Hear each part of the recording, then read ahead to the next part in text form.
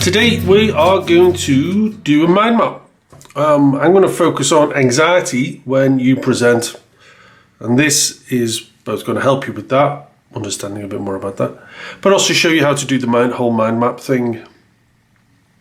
Okay, so here we go. Start in the middle. You can put the date here. If you want to keep it on file, just take a photograph or scan it. Okay. Yeah. Starting a bit early. You need a piece of paper and you need some pens. I like using colours because it activates my imagination a lot more. And that is what this is about. Okay, so I'll do more of the sorts of principles at the end, but I'll show you practically first. Okay, so anxiety. My first thought is, what are the triggers? Yeah. Perhaps there's a crowd of people. Yeah. It could be strangers. It makes it worse than people that I know, colleagues. What else could it be with triggers? You could have had a bad experience. I'll just say EXP, save some space. You really want to look into this.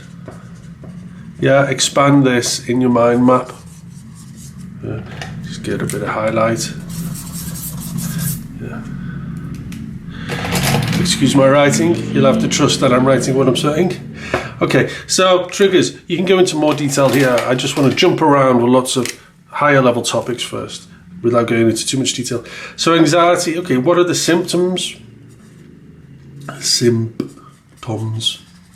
Okay, I get sweaty palms, for example. Yeah, or maybe I just get sweaty. Yeah. Yuck. Dry mouth, typical one. Or you can have a lump in your throat. What else? Symptoms. Actually, you could also show that you're stressed by, some kind of behavior. I think I'll circle that. There's probably a lot of things. You could be tapping, your pen or something, like that kind of stuff when you get anxious, that kind of stuff. I was also thinking about losing your temper with people. We do this a lot when we're feeling stressed. That doesn't help. Okay, once again, there is another topic. Let's jump on. What else is there with anxiety? Okay, so what can we do? I like doing practical things. Really, at the end of the day, I don't like fluffy concepts and, meditating and all that kind of thing. It might work for you. I can't honestly prescribe that to people because meditating just makes me fall asleep. Or I start thinking of tons of stuff. I'm not a meditator. So what can you do to reduce that? Okay. All right, I'll put this down. Meditating, yeah.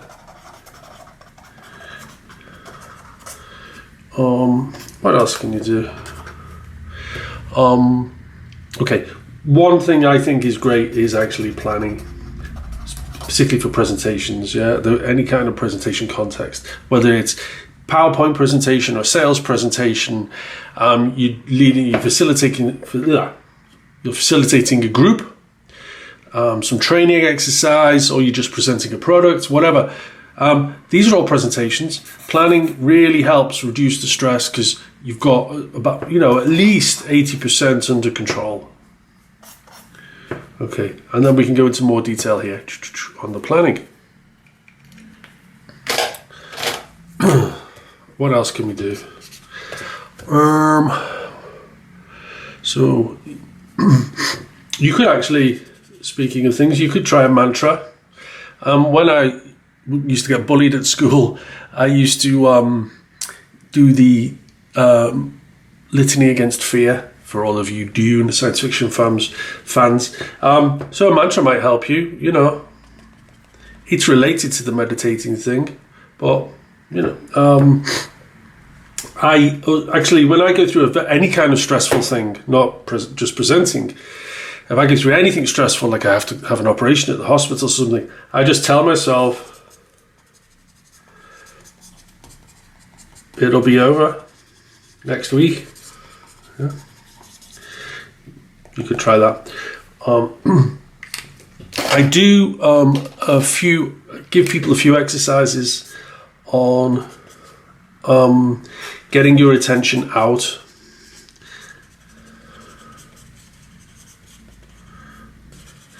A lot of the time when we have anxiety and so on, our attention is in. Yeah, we're thinking about ourselves. We're telling ourselves very familiar stories, particularly ones here. Oh my God, it's not going to work. Everyone's going to hate me. Everything will break. I will look totally stupid. Massive shame and embarrassment. Those are the kind of things. But there are actually some practical exercises. I don't have time to go into this too much, but I'll highlight it. Yeah. But there is one like you could write down or tell yourself 20 things that go in a matchbox. Yeah. Try and find something neutral. You know, you could count all the leaves on the tree out of the window. You're not going to be able to do that, but the exercise is there to take your attention from inside to outside. We're running out of colours here. Oh, there we go. Okay. Anxiety, what else can we talk about? So we've looked at the triggers. Okay, these things that set you off when you're feeling anxious.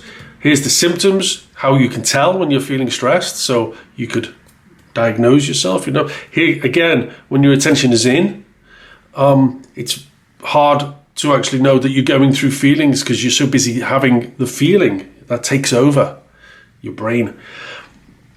If you can externalize it to recognizing your symptoms, like your dry mouth, your sweaty palms, your short of breath, your behaviors, you're snapping at people, you're losing your temper. Yeah, you can start realizing, okay, I'm stressed. Now, what can I do about that? So let's number that actually. You don't have to number things in my maps, but I might take this and turn it into some other video or create some kind of PDF that can help people. So these are, you know, like I'll get into in a minute, mind maps are very flexible. All right. So what else is there about anxiety? I think that's about it for now. I don't want to go into any Freudian psychology, sitting on the couch. Why do you know, the deep reasons? Okay, perhaps you can do that here, yeah, if you want, yeah, the deeper reasons. I think the shallow reasons are probably enough. Being embarrassed in front of lots of people. I'm sure most people in this world would not want to feel that way. So I was talking to you. This is actually what I'm thinking as I do this. Maybe I'm not thinking so much in words though. I'm jumping around a lot. I'll just use a black pen to highlight. Okay, so I started off with the main topic here. Yeah. Now you could have a subject, you can have a question, you can have a phrase. It's so flexible. You can do what you want. Yeah, put that in here. You could say, "What makes me anxious?" That kind of thing. Okay, I jumped then to my first thought, which is triggers, which is what sets me off. I circled this to show that it's a subtopic that deserves lots of other things. Each time you add more and more detail around it, it's probably easier just to add another circle, or you can do a fluffy cloud, or a square if you're a person who likes lines. Yeah, so you can lock it off, and then you've got these other subtopics, and it's like, as you can see, it's a bit like a thought tree that it just goes into, the roots go narrower and narrower and so on. You can highlight things, especially if you use colours. If you don't use colours, you could use patterns, yeah, that kind of stuff, because I've used these since I was a kid. I got the idea from Tony Buzan, so full props to him. Buzan. You can find his book called I've gone blank. which is ironic because it's got memory techniques as well, but I'm too impatient to learn those. Use your head, that's what it's called. I'll write here. Use your head. Tony Buzan. Yeah, his mind maps look different to mine because they're a bit more done by an artist because they're in a book, but this is the basic thing. And there's also lots of apps, like my favorite one at the moment is called Scrapple. It's very affordable. I think it's $18.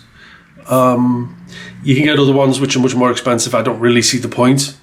I don't use these for presenting unless I'm explaining this actually to people, or maybe with a client I'm working on getting something out and that they know but they don't know. You know what I mean? Because one of the great things about mind maps is you probably know these things, but because you've never externalized it, got it out on the page, it's just floating around in this pea soup in your head. So you can start noticing different connections. So here's the other thing. So let's have a look. What connections? I did one here, yeah. Mantra, meditating, deeper reasons. We probably connect that with behaviors.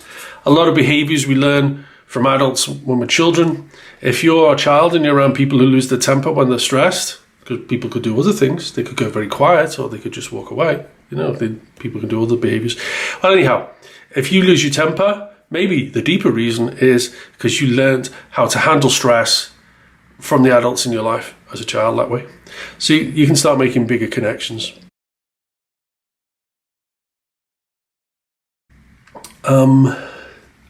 If I were to take this and make it a presentation, I can go, okay, so I've got my 3 points because I like no more than 3 points when I do a presentation.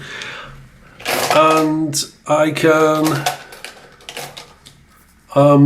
start building it up then. So I'll do my introduction about anxiety. Yeah, that's Act 1 in my system. In Act 2, I would go into the 3 points, and each one, I'd have maybe 3 points each below them, you know, working through it fast. And then I come to Act 3, which would be my conclusion about how to deal with anxiety and move forward and use it as a learning experience. In fact, I'll put that one down actually. I like doing lessons learned after each presentation and iterate. Yeah, so rinse and repeat. Find the weaknesses, plug the weaknesses up, find the strengths, what went well, keep doing that. Okay, coach yourself with this. And again, lessons learned with mind maps. Or you could speak aloud to a video or recording on your phone, whatever, or a friend. So, quick look at mind maps there, how to deal with anxiety. Hope that's of some use to you. You can find more information like this on my website, andrewpower.me, M-E, as in me. If you've got any comments, please put them in the comments section. If you've got any other questions, maybe you've got some personal questions, send me a direct message on LinkedIn or Instagram, or you can just send me an email, hello@andrewpower.me. All right, see you soon. Bye.